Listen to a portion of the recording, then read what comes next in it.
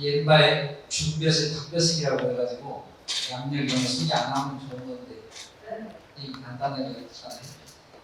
지금 공무원의 포교부장 소위를 맡고 있습니다. 그래도 포교라고 하는 소임을 좀 맡다 보니까 법회라든가 행사 많이 하는데 요즘은 사실 법문보다 여러분들도 잘 아시죠? 유진 스님이신가? 개그맨 윤성호 씨 그분이 나오셔서 님처럼 하고 막 동행보진 활약을 하셔서 고민이 많아요 요새. 이게 법문보다 그래서 춤추는 게 효과가 훨씬 좋구나. 사실 제가 그런 걸 좀 했으면 좋겠는데 감에 박치가 못해가지고 그런 재주는 없고 뭐 저에 오래 살았으니까 이제 기도하고 사무사하고 법문은 이제 조금 할 줄 아니까 오늘 여러분들 재미없어도 이걸로 법문하는 걸로 하십시다.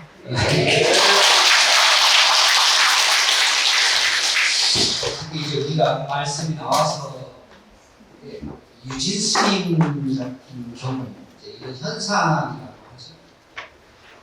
변화라고 봐야 되는 것이죠.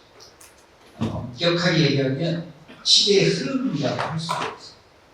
논란의 여지는 좀 있는 것 같아요. 스님이 아닌 분이 승부를 봐서 하다 보니까 그럼에도 불구하고 제가 보기에는 피할 수 없는 그런 흐름, 사실 적극적으로 받아들여야 돼요. 다만 이제 공동체, 성가, 불교라고 하는 이 본질, 이것을 잘 간직하면서 이 변화를 받아들이면 너무 좋죠. 우리가 그것을 이제 불교의 전문적인 용어로 가틀렸다고 써서 여법파다 이렇게 표현. 그러니까 이 여법파만 살아있으면 사실 어떤 변화든지 받아들일 수 있어요. 여러분 역사적으로나 불교적으로나 보면 아시는 내용 잠깐만 복습 한번 해볼까요? 부처님께서 입적 열반하시고 나서 부처님께 직접 말씀을 들었던 제자들은 큰 문제가 없었어요 사실은. 또 부처님이 살아계실 때는 문제가 생기려야 생길 수 없어요. 궁금하면 직접 여쭤보면 되는 거예요. 부처님께서 기준을 정해주시고 말씀의 본질을 얘기해 주시면 그냥 받으면 되는 거죠. 그런데 이제 부처님께서 입적하고 열반하시고 나니까 심지어는 같은 이야기를 들었던 제자들도 생각이 다 달라요. 자기의 습관이 다르고 수행의 버릇, 관습 이런 게 다 다르다 보니까 부처님 말씀을 자기 깜냥으로 해석하기 시작했어요. 여기도 아마 제가 똑같은, 제가 얘기하는 거니까 제가 똑같은 이야기를 해도 여기 계신 분들이 들을 때는 다 달리 들을걸? 어떤 분은 유진 스님 이야기만 기억하고 있을 거고 어떤 분은 또 다른 이야기를 기억하고 있을 거고 이게 사람이 갖고 있는 개성상 별 수가 없는. 그러다 보니까 부처님 열반에 드시고 나서 수많은 사람들이 부처님 말씀을 각각 해석하기 시작했어요. 해석이 중요한 것이 아니라 이 해석이 부처님 말씀과 같다라고 하는 걸 증명해내기 위해서 나름대로 공부들을 되게 열심히 해요. 그래서 여러분들 잘 알고 계신 우리가 흔히 이야기하는 소승불교, 소위 부파불교라고 하는 수많은 파들이 생겨가지고 불교를 해석하고 연구하고 공부하기 시작했어요. 흐름이죠. 변화니까 어쩔 수 없죠. 그런 시기가 한 300~400년 지속되고. 그런데 그러다 보니까 전문적으로 공부하고 전문적으로 부처님 말씀을 해석하는 분들에게는 굉장히 유용한 방법이지만 바깥의 일상의 삶을 사는 중생들 입장에서는 너무 난해한 거예요. 부처님 말씀을 증명해내기 위해서 논증하고 해석하고 추석을 담면서 너무 부처님 말씀에 깊숙이 들어가기 시작하는 거예요. 부처님 말씀의 본질은 어렵고 힘든 중생들, 괴롭고 정말로 그 사회 환경에서 힘들게 살아간 중생들을 구제하고 구원하기 위해서 부처님께서 진리를 설파하셨는데 그 본질은 점점 줄어들고 오로지 연구하고 공부하는 학풍, 그런 가풍만 남아있게 된 것이죠. 반발하죠. 그래서 여러분 잘 아시는 이야기하는 중생구제를 전면에 내세우고 예수불교가 일어납니다. 공부도 중요하지만 부처님이 가르치신 본질이 뭔가, 이걸 수많은 중생들, 수많은 괴롭고 힘들고 어려운 중생들을 위해서 부처님의 본질로 돌아가죠. 이게 대승불교 운동의 시작이에요. 이게 또 400~500년 지속이 됩니다. 그러면서 이제 불교가 전 세계로 뻗쳐나가기 시작하는데, 중생구제 좋은데 어느 순간에 보니까 구제라고 하는데 너무 의탁하고 의지하기 시작했어요. 본인들의 수행은 조금 소홀히 하고 부처님께 매달리면 다 해결해 주시겠지라고 하는 그런 흐름으로 불교가 변화하고 쭉 이어나가 있어요. 일견에는 중생구제라고 하는 대의명분을 충족한다는 측면에서는 대승불교가 유효하지만 부처님 법의 또 하나의 본질은 스스로 공부해서 스스로 깨달음을 얻는 건데 이런 것들이 주어요. 그래서 여기에 대한 보완으로 뭐가 일어났죠? 소위 선불교, 참선이라고 하는 것이 중국을 중심으로 해서 굉장히 넓어집니다. 그러니까 보완하면서 불교가 이렇게 발전을 하게 됩니다. 저는 불교 2600년 역사 중에 대단한 건 우리 조상님들이라고 생각해요.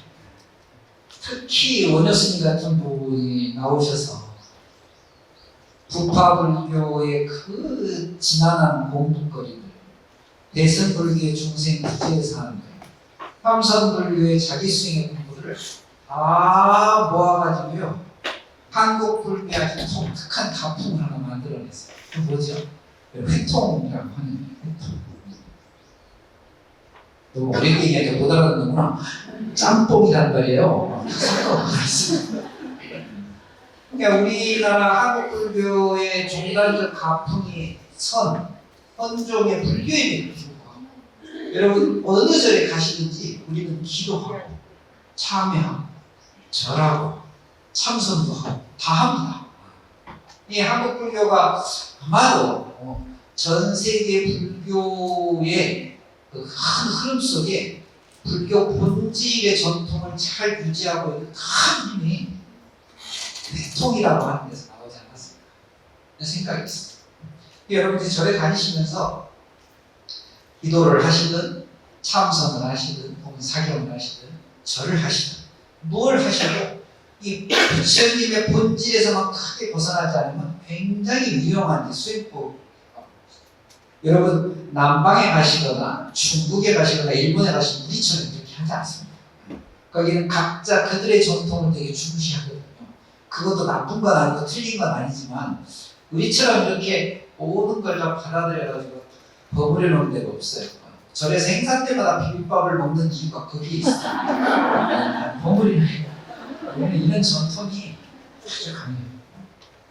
중요한 것은 좀 전에 말씀드린 여법하다. 이것을 잘 간직하고 있어. 이것만 살아있으면 되는 것이죠. 가끔 여러분 스님들 보면 너무 훌륭하신 스님들 계셔서 참 저 스님 너무 훌륭하시다. 혹은 요즘은 또 훌륭한 스님보다 잘생긴 스님들을 좋아하는데 스님 참 잘생겼다 이렇게 말씀하시는데 이런 표현보다 훨씬 더 불교적으로 좋은 표현은 참 여법하시다 이렇게 얘기하는 게 정말 좋습니다. 여법이라는 말 안에는 잘생겼다, 훌륭하다 모든 게 다 들어가 있으니까 알았죠? 네. 우리 주리 스님 뵐 때마다 스님 참 여법하시다 너무 좋아하시다. 어쨌든 제가 길상사에 법문하러 왔으니까 길상사 얘기를 좀 해야 되는데 길상사 얘기는 뭐 여러분 너무나 잘 알고 계셔서 저도 뭐 모시고 살았지만 법정 어른 스님께서 사실은 여러분 한국 불교의 근현대 불교의 상징과 같은 분이셔요. 성철 스님, 법정 스님 분들. 이 공덕주, 창건주였던 길상화 우리 김영환 보살님의 그 부주상 도시공덕, 이것이 법정 스님이라고 하는 한국 불교의 상징과 서로 만나서 이 도량이 인과적으로 아주 맑고 향기롭게, 조금 더 좀 서정적인 표현을 쓰면 아름답고 고운 절로 지금까지 유지가 되고 있습니다. 그래서 저는 오늘 길상사에 와서 그 이야기를 조금 제가 좀 과장되게 한번 이야기 해볼 공덕 이야기. 부주상의 보시공덕이 수승해지면 얼마나 아름다운 결과가 오는지, 그런 이야기를 좀 여러분들께 좀 들었으면 좋겠고, 여러분들도 사실 그런 그 이야기 속에서 내가 할 수 있는 최선 혹은 차선의 수행, 기도, 공덕이 뭔가, 이런 것 여러분들이 좀 같이 좀 배워가고 가시면 너무 좋겠다는 생각이 좀 듭니다. 일상세계가 너무 유명하니까 놔두고, 제가 며칠 전에 경상도 경주 아시죠? 경주 가보셨죠? 경주에 그 종단의 그 어린이 지도사, 어린이 포교 지도자 모임이 거기서 1년에 한 번씩 개최돼서 제가 가서 법문을 잠깐 하고 왔거든요. 간 김에 불국사에 잠깐 들렸다가 왔어요. 경주 불국사 뭐 원체 유명한 저희 토요일에서 그런데 뭐 완전히 인산이네. 사람들 치고 헤쳐가면서 가야 되는데 너무너무 가족들도 많이 오셨어요. 아이들도 너무 많고 젊은 분들 특히 많고. 근데 이제 저에 가만히 있어 보니까 주로 이 불국사에 오신 분들 하는 이야기가 이런 이야기들이더라고요. 제가 가만히 귀 기울여 보니까 세계 문화유산 이야기 좀 많이 하시는 것 같고, 기억나는 게 10원빵 얘기를 많이 하시더라고요. 경주 혹시 가보신 분들은 아시는지 모르겠지만 경주에 그 10원짜리 빵을 팔아요. 이렇게 교감이 안 되네. 빵을 이렇게 10원, 빵은 10원짜리 아니에요. 빵은 10원짜리를 만들었는데 돈은 훨씬 더 많이 나왔는데, 거기에 보면 불국사 다보탑이 나와 있으니까 그런 이야기들을 주로 너무 많이 하시는 거예요. 조금 아쉽다는 생각이 드는 게, 불국사가 사실 공덕하면 빼놓을 수 없는 절이 불국사입니다. 실제 안내문에도 주로 옛날 이야기를 좀 서술해 놓은 형태. 근데 여러분 불교, 특히 종교는 상징 코드가 대단히 중요합니다. 이런 이야기가, 이런 조형물이, 이런 그 형상들이 뭘 상징하고 있는지를 알아차리는 게 되게 중요해요. 이것이 기도하면서, 배우면서, 수행하면서 그런 것들을 빨리 이해하고, 그 이해한 것을 내 삶 속에서 적용시킬 줄 알면 그것이 깨달음으로 이어지는 겁니다. 깨달음 내가 너무 나갔나? 그렇게 이어지는 거예요. 사실 여러분 깨달음은 그 깨달음의 내용이나 깨달음의 어떤 그 완전한 모습, 크기, 이런 것이 중요한 게 아니라 조금 더 중요한 것은 빈도예요. 빈도. 얼마나 자주 깨달음의 기회나 인연이 다가왔는가. 이 깨달음의 빈도가 많아지면 그것이 축적이 되고 그것이 모아져요. 역시 마찬가지예요. 기도도 그렇고 사경도 그렇고 절도 그렇습니다. 뭐든지 하면 한 번 하면 한 번의 공덕이 생기는 거죠. 1000번 하면 1000번의 공덕이 생기는 거죠. 3000배는 3000배를 다 하는 게 중요한 게 아니고, 그걸 또 세고 있으면 세다가 몇 번이지? 와, 난 절 다시 해야 되겠다. 그런 게 아니라 2980번 했으면 2980번의 공덕이 있는 거예요. 그러니까 수행하면서 그렇게 공덕을 자기가 생기지 않더라도 생기는 거니까 그저 열심히 수행하면 돼요. 그런데 또 하다 보면 확장성도 생겨요. 생각이 달라져요. 사고의 폭이 훨씬 더 넓고 깊어집니다. 이걸 열심히 하다 보면. 그러니까 빈도가 많아지고 견해가 넓어지면 그건 정말 기도 잘하고 공부 잘하고 수행 잘하는 것이죠. 여러분 그 부처님께서 처음으로 설법하셨던 데가 혹시 어딘지 아십니까? 뭐 퀴즈 내는 건 아니니까 부처님의 초전설법지가 인도에 가면 사라나트, 흔히 그 사슴들 뛰어노는 동네 녹야원이라고 되어 있잖아요. 여러분 인도 가신 분들 혹시 아시는지 모르겠습니다만 부처님께서 녹야원에서 처음으로 설법했던 그 장소에다가 탑을 옛날에 크게 세워놨어요. 지금 녹야원에 가서 있는 그 다메크탑, 이거 이제 법안탑이라고 흔히 얘기하는데 대법안탑, 그 탑 말고 부처님께서 처음으로 설법하셨던 장소에다 사실은 탑을 세워놨어요. 근데 그 탑이 1120년경에 인도의 이슬람교도들이 침입하면서 여기 사르나트까지 와요.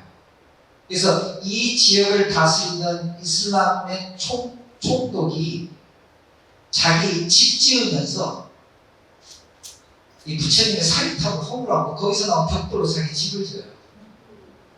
생각해보면 참 못됐지만 역사의 흐름은 뭐 어쩔 수 없어요. 그런데 그 사리탑을 허물고 벽돌을 가져가서 집을 짓다 보니까 거기서 사리탑이 하나 나온 거예요. 사리구가 하나 나온 거예요. 이 부처님 지신사리. 그런데 이 사리구를 이교도니까, 이슬람교도니까 이걸 성물화한 게 아니라 굉장히 우상이라고 하는 개념에서 이걸 이해하고 이 사리구를 겐지지강에다 버려버려요. 겐지지강에 가까우니까. 여러분 겐지지강에 버려진 이 사리구가 발견되지 않았어요. 혹시 관심 있으면 잠수복하고 가서 한번 찾아볼 수 있어요. 발견하면 큰 발견입니다. 그런데 이 이후의 불자들은요, 이 사리구가 담겨져 있는 겐지지강을 부처님 사리탑으로 이해하기 시작했어요. 그러니까 제가 가끔 질문을 받아요. 스님, 아니 겐지지강은 힌두교도들의 성지인데 왜 불자들도 가서 참배를 하고 거기 가서 막 이런 얘기를 할까? 관광지로서는 의미가 있겠지만 꼭 그래야 됩니까? 천만의 만만의 변화가 있어요. 겐지지강 강 어디에는 부처님의 진신사리가 담겨져 있어요. 인도 사람들은 겐지지강 전체를 부처님 사리타고, 그래서 거기를 성스럽게 참배하고 여기는 이게 확장성이라고. 우리가 그런 공부를 사실은 해야 돼요. 기도하고 공부하면서는 꼭 내가 생각하고 내가 알고 있는 것만이 아니라 넓게, 폭넓게, 깊이 있게 이렇게 볼 줄 아는 게 잘하는 거예요. 이야기가 좀 빠졌는데 불국사 얘기를 하다가 갑자기 불국사 얘기의 의미가 중요해서 간단하게 아시는 분들도 계시겠지만 어제 이거 12시까지 채워야 되니까 이런 얘기 해야 돼. 삼국유사의 불국사 창건영리 설화에 보면 신라 경덕왕 때 제상을 지냈던 김문양이라는 사람이 있었는데 임금 밑에 제상을 있었죠. 이 김문양의 아들이 여러분 잘 아시는 김대선이라고 하는, 이 김대선이 불국사 석굴암을 창건한 것으로 나머지.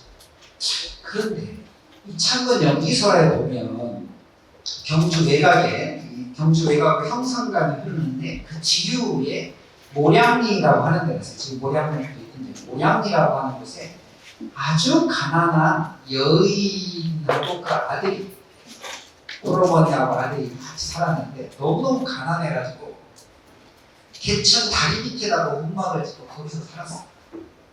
근데 이 아들이 이마가 아주 넓고 크고, 그래서 큰 대자 이룰성자 쌓고 그 아이 이름을 대성이라고 했는데 이제 어려서는 그냥 뭐 대충 그냥 이름 막 불러도 어쨌거나 이름은 대성이라고 붙였다 해요. 이마가 굵고 그래가지고 크게 성공할 것이다 하고 대성이라고 이제 이름을 지었다.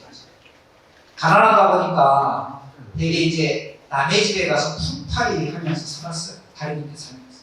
그 품팔이 한 거를 한 푼 한 푼 모아가지고 그 다리 밑에 땅 주인이 또 있나 봐요. 자갈밭을 조금 사가지고 경작하면서 품팔이하고 경작하면서 살아가요. 하루는 이 대선이라는 총각이 대감댁에서 하인 노릇을 하고 있어서 일을 품팔이 일을 하고 있는데 경주에 흥륜사라는 절의 스님이 시주를 나오신 거예요. 그러니까 대감댁에서 불사해야 되니까 시주 좀 하세요 했더니 이 대감마님이 배를 50필이나 시주를 합니다.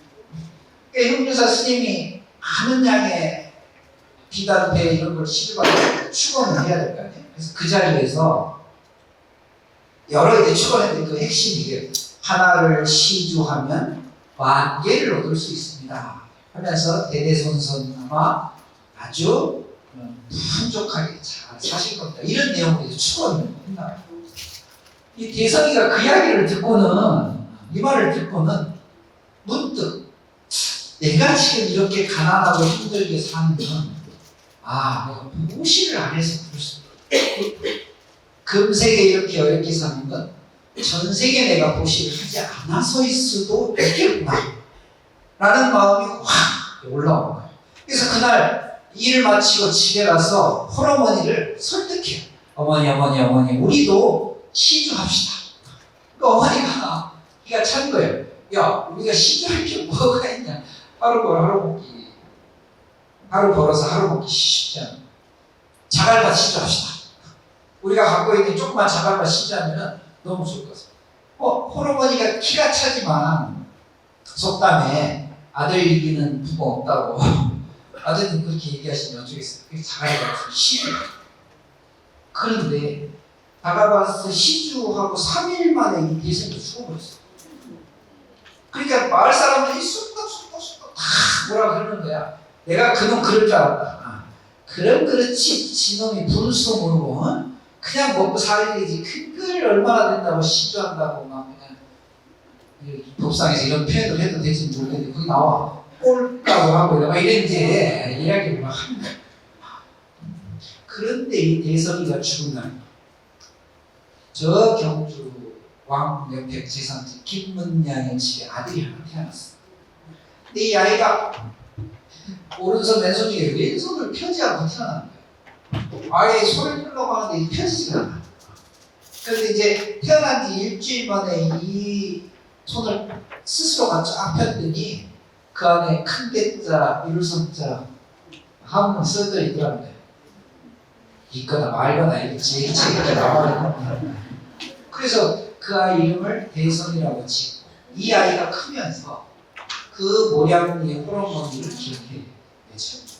그래서 모량리의 홀어머니 집에 가봤더니 어머니는 돌아가시고 어떤 책에는 모셔다 살았다고 하는데 돌아가신 걸로 되죠.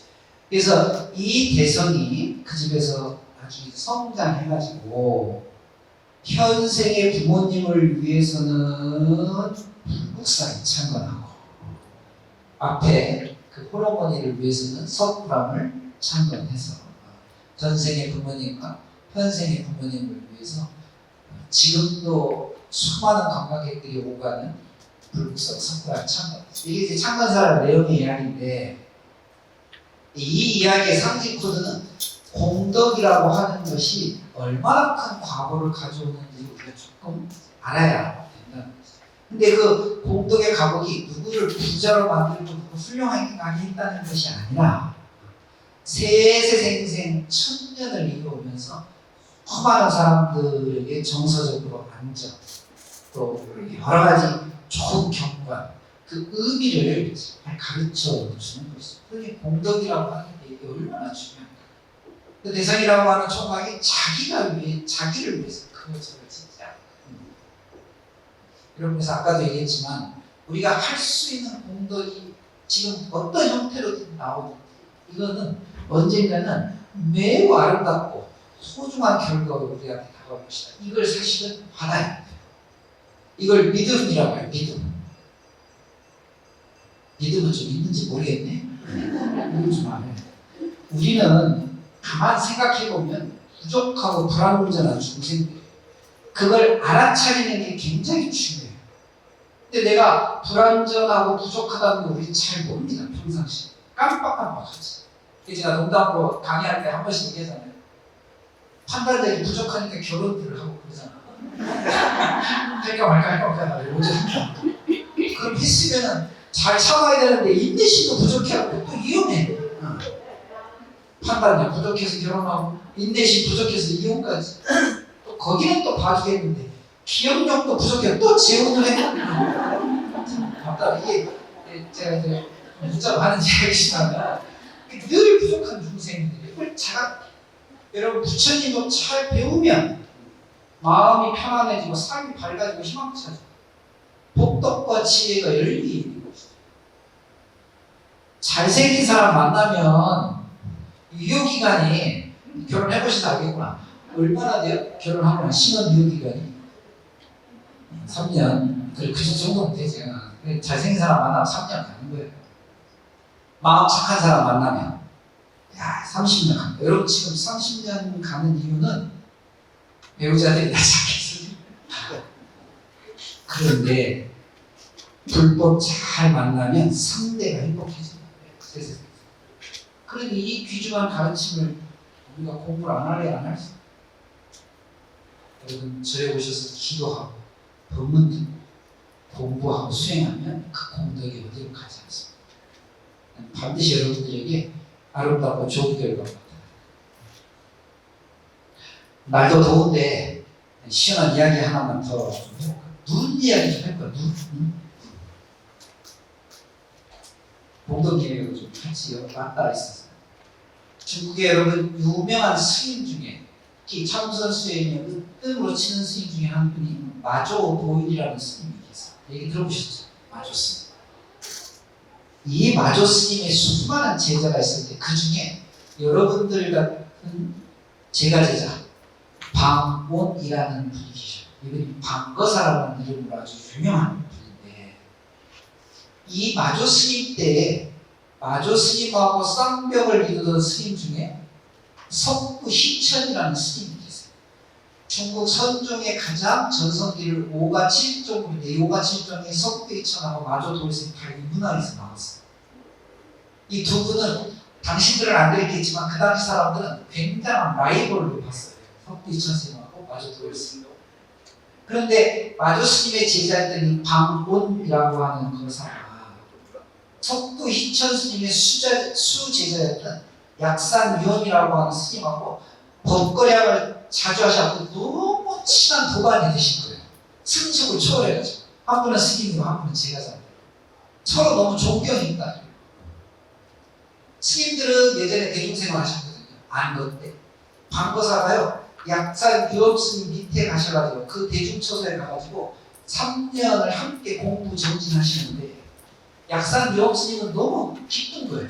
왜냐하면 자기보다 훨씬 뛰어난 수행력과 법력을 가진 방거사가 함께 와서 공부한다고 하니까 약산위원 스님 입장에서는 자기가 가르치지 못했던 당신이 가르치지 못했던 제자들에게 방거사님이 법문 한 말씀만 해주면 깨달음에 그냥 근기가 열릴 것 같은 그런 환희와 기대에 가득 차 있는 거예요. 그래서 약산위원 스님 회상에서 방거사님 모셔서 같이 공부를 하세요. 그런데 3년 동안 이 방거사님이 한 말씀도 안 하시는 거예요. 약산위원 스님이 너무 아쉬운 거예요. 당신보다 훨씬 더 수승하다는 경지를 갖고 있는 방거사가 자기 제자들한테 법문 한 말씀만 해줬으면 좋겠는데 한 말씀도. 그러다 이제 3년째 되는 동안과 해제 날 눈이 팍팍 내리는 거야. 이왕이면 뭐 옛날에 폭설이 내린 거야. 그런데 그날 해제 날 방거사가 저는 이제 그만 가보겠습니다. 약사님 선생님 너무 아쉬운 거예요. 한 말씀도 안 하고 가시니까. 한 말씀만 해줬으면 좋겠는데. 근데 그 얘기를 할 수가 없어요. 법문해 주십시오 라고 얘기할 수가 없어요. 서로 잘 아니까 말 안 하는 이유가 있겠지. 그래서 마지막으로 당신의 아주 공부 잘하는 10명의 제자를 불러다가 방거사님 지금 나가시니까 저 상문 밖까지 잘 배웅을 해드리거라 라고 10명의 수제자들 불러가고 얘기해요. 만에 하나 가는 도중이라도 여러분 중국에 절에 가보시면은 법당하고 상문까지 중국 큰 나라잖아요. 거리가 상당해요. 걸어서 뭐 한 20분, 30분도 걸어가야 되는 데가 있어요. 그러니까 눈이 막 펑펑 오는데 10명의 자기 정말 좋은 제자들을 가지고 방과사님 배웅해요. 방과사가 배웅의 뜻을 알죠. 왜 모르겠어요. 그래서 이 10명의 제자들하고 눈을 펑펑 맞으면서 가다가 3년이나 내가 공부를 같이 했는데 밥값은 하고 가야지 하고 생각을 하고는 선가에 아주 유명한 화두가 되는 법문 한 말씀을 10명의 제자들 사문에다가 작별 인사하면서 이야기해요.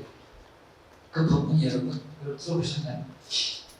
눈이 오고 있어서 방과사가 호설 편편하니 좋은 호자를 써서 아주 서설과 눈이 펑펑 편편이란 말은 이제 한 송이 한 송이 이런 말 호설 편편 지금 하늘에서 너무너무 좋은 눈이 펑펑 내리고 있는데 불락 별처로구나 이렇게 보면 불락 떨어지지 않는다. 별처라는 말은 다른 곳으로 떨어지지 않는다. 이렇게 본문을 해요. 짧은 글이니까 외워서 어디 써먹으세요. 눈을 보면서 호설 편편하니 불락 별처로다. 이렇게 본문을 했어요. 눈이 펑펑 한 송이 한 송이 내리고 있는데 눈이 하늘에서 내리면 땅에 떨어져야 되잖아요. 방과사가 별처 다른 곳으로 떨어지지 않는 이 10명의 제자들 중에 9명이 이 본문을 만들었어요. 그래서 다 합장하고 큰 스님, 큰 거사님 감사합니다 하고 인사해요. 그런데 그 중에 스님 한 분이 못 알아들은 거야 이걸. 그래서 뭐라고 하냐면 아니 눈이 떨어지면 떨어져야 되는데 왜 안 떨어진다고 그러지? 그래서 질문을 해요. 낙제 신망처럼? 이렇게 질문을 해요. 아니 떨어졌으면 떨어져야 되는데 그럼 어디로 떨어진다는 얘기입니까? 하고 어디로 떨어집니까? 하고 낙제 신망처럼 해서 질문을 하는 거예요. 그러니까 방과사가 좀 한심한 거예요. 9명 알아들었는데 한 사람이 못 알아들어요. 이게 짧은 순간에 큰 깨침을 주려고 하니까 옛날에는 격의 돌이라고 해요. 설명하지 않고 자극을 주고 싶은 거예요. 그 방과사가 이 스님 뺨을 한대 때리고 여기 흉내내면 안 돼. 큰일 뺨을 여러분 이게 아는 사람들한테 뺨 맞아도 기분 나쁘다. 부모가 자식을 뺨을 때려 뺨을 되게 기분 나쁘다. 근데 제가 아무리 위대한 스승이고 의사 스님의 도반이지만 거사가 스님 뺨을 때렸으니까 화가 나는데 자기 스승님하고 레벨이 같아. 함부로 할 수도 없고. 정답에서 얘기를 뭐라고 했냐면 거사님은 경솔하게 이러지 마십시오. 그러니까 방과사가 공부를 그렇게 하고도 그 모양이니까 스님 영나대왕이 가만두지 않을 겁니다. 그 정도면 빨리 알아들어야 되는데 제가 부족하니까 열심히 공부하겠습니다. 물러나야 되는데 이 스님이 또 장마생이 됐다. 장마생이 뭐냐면요 왜 영나대왕이 가만 안 둔다는 거예요? 이러죠. 그러니까 방과사가 한손을 한번 탁 치고 이렇게 얘기를 해요. 안견이 여맹이니 구설여라. 안견이 눈이 있어서 보되 잘 보지 못하면 여맹이야. 장님하고 무슨 차이가 있겠느냐. 구설여라 했어요. 입이 있어서 말을 하는데 그 말을 제대로 하지 못하면 야 덩어리하고 뭐가 다를 바가 있느냐 하고는 찌찌찌 하고 그냥 가버려요. 이야기가 이제 여기서 이 유명한 이야기예요. 이 방과사의 호설 편편 불락별처라고 하는 유명한 화두인데 여러분 송이송이 떨어지는 눈이 어디로 떨어지겠어? 떨어지는 데로 있는 거지. 방과사는 그걸 가지고 공부하고 수행하고 정진한 스님들의 그 공덕이 절대로 어디 가지 않는다. 불락별처럼 어디로 간다는 거예요? 스님들에게도 다 갈 터이니 더 열심히 정진하고 더 열심히 공부하십시오 하고 법문을 한 말씀 준 건데 어디로 떨어지고 이러고 있으니 방과사가 얼마나 답답했겠어요. 그러니까 그냥 자기 자기 자신에게로 온다는 이 믿음을 갖지 않으면 공부가 낭비돼, 기도가 낭비된 거야. 수행이 낭비돼. 우리가 연구를 하고 기도하고 공부하고 참선하고 수행하면 그 수행의 공덕이 어디로 가지 않는다라고 하는 철저한 믿음만 갖고 있습니다. 그러면 이거 해주세요, 저거 이렇게 빌지 않아도 그 공덕이 반드시 여러분들에게 가는 것이죠. 새기고 또 새겨야 될 그런 소중한 본분. 지금 여러분 바깥에 나가시면 온통 막 복잡하고 어지러운 경계들이 막 너무너무 많은 경계들이 다가오는 그런 세상에 우리가 살고, 그렇지만 피난처가 있잖아. 공덕처가 있는 거잖아요. 저희 오셔서 기도하고 공부하시면 이런 재난들이 여러분에게 떨어지지 않고 오히려 기도하고 연구하고 수행한 공덕이 여러분들한테 가게 되는 것이다. 우리가 이 정초라 그래요. 연말 연초에 해가 바뀌면 한 해 무탈하게 살려고 정초기도도 하고 불공도 드리고 하면서 가끔은 부적도 챙기죠. 또 뭔 말인지 못 알아듣구나. 이 삼재 팔란이 나이대로 떨어지지 않게 뭐 이렇게 호신책을 하나씩 갖고 계시잖아요. 그것이 이제 부처님 가르치면 너무 좋고 부처님의 법문이 새겨진 이런 경전이나 이런 것들이 너무 좋은데, 여러분 어딜 가시든지 삼재와 팔란이 어찌할 수 없는 별처가 있어요. 거기가 어디겠어? 대답을 안 하네. 어디겠어? 뒷상사지 어디야? 어디 그냥 딴 데로 다니는, 우리가 기도하고 공부하고 수행한 그 별처가, 불락한 별처가 딴 데 있지 않다니까요. 우리가 공부하고 수행한 그 자리에 여기가 여러분들 아마 공덕이 그대로 소미소미 떨어지는 공덕처가 되는 것입니다. 여기가 그렇게 만들어진 절이라는 거예요. 이 절에 맑고 향기로운 기운은 아마 세세생생 그런 곳에 여러분들이 와서 함께 기도하시고 공부하시고 정진하신다고 하는 것은 너무너무나 소중하고 좋은 일이죠. 알았습니까? 네.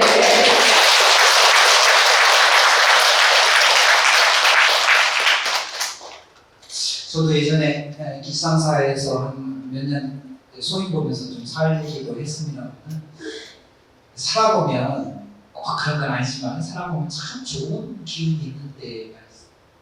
또 지금 제가 말씀드렸듯이 이런 상징코, 가르침이 의미하고 하는 바, 이 절이 만들어진 창건의 어떤 인연들이 뭘 상징하고 있는지 이런 걸 빨리 알아차리시면 여러분들 정진하시고 기도하시는데 큰 도움이 되지 않겠나 라는 생각을 하면서 여러분들 세세생생 좋은 공덕을 쌓을 수 있는 좋은 기회들을 여러분 가지시기 바랍니다.